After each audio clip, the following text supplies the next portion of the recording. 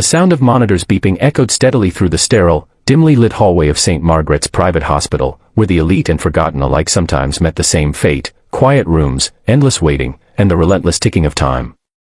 It was in one such room, room 406, that the world seemed to pause. Inside lay a woman who once commanded boardrooms, who once walked red carpets and graced Forbes covers, now pale and still beneath stiff white sheets.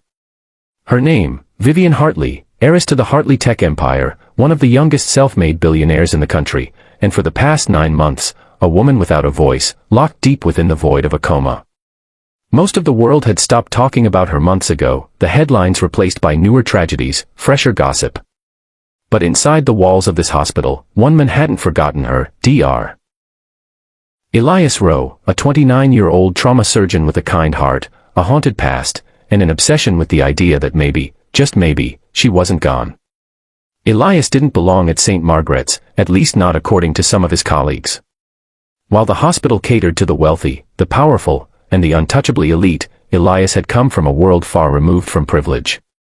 Born and raised in the cramped apartments of inner-city Detroit, he'd worked 3 jobs to put himself through medical school, often going days without sleep, fueled only by ambition and an aching memory of a mother who died waiting for help that never came. He had sworn never to ignore a silent cry again, even if it came from a motionless woman in a coma. He took his shift like clockwork, but he never rushed room 406. The nurses had stopped updating the chart months ago, no changes, no signs of brain activity, no improvements. Yet Elias insisted on doing the rounds personally. He checked her vitals, cleaned her wounds, changed her bandages, and gently spoke to her every time. "Hey, Vivian. It's me again. I know you can't hear me, but I just want you to know I'm here."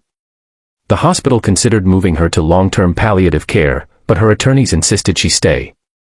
Vivian's estate covered every cost. Money wasn't the issue. The problem was hope. There was none left in most people's hearts. But Elias, he had hope. Maybe not even logical hope.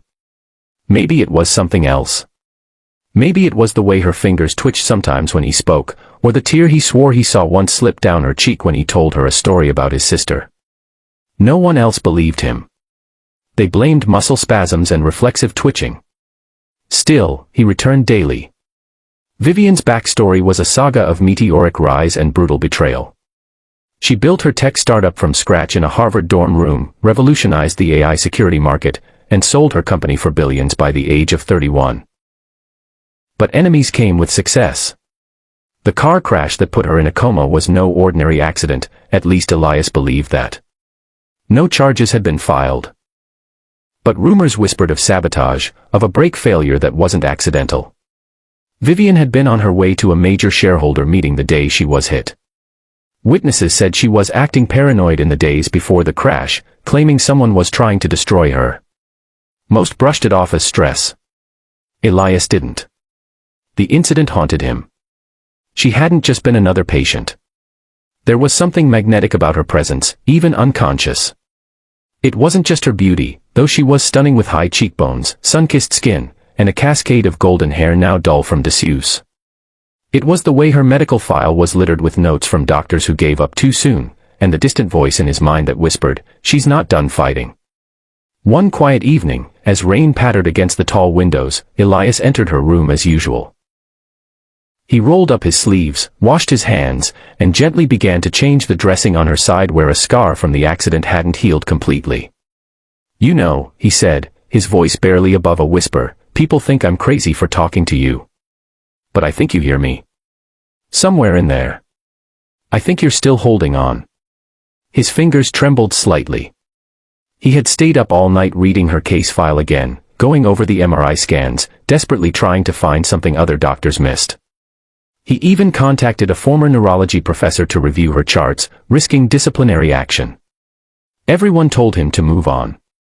But as he peeled back the last piece of gauze, he thought he saw something. Her chest rose, just slightly, as if her body recognized the voice that had spoken to her every day for months.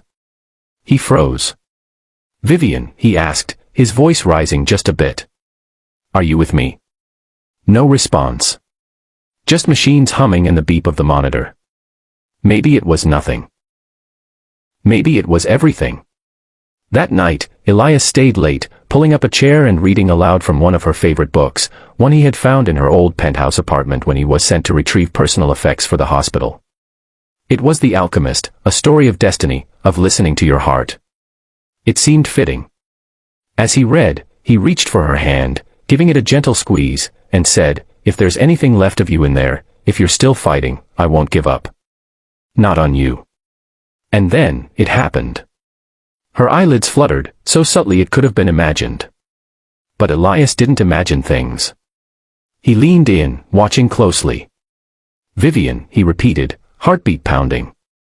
Slowly, almost painfully, her lashes parted. Her eyes, deep blue and filled with confusion, locked onto his. Her lips trembled. Her chest rose again, more deliberate this time. Elias pressed the call button but didn't move. He couldn't. She was awake. She was back. Vivian Hartley. The woman who had built an empire, lost everything in a heartbeat, and slept in silence for 9 months, had just opened her eyes to the one man who never stopped believing in her. And what she whispered next would change everything. "Help me," she croaked, voice weak as glass. "They're trying to kill me."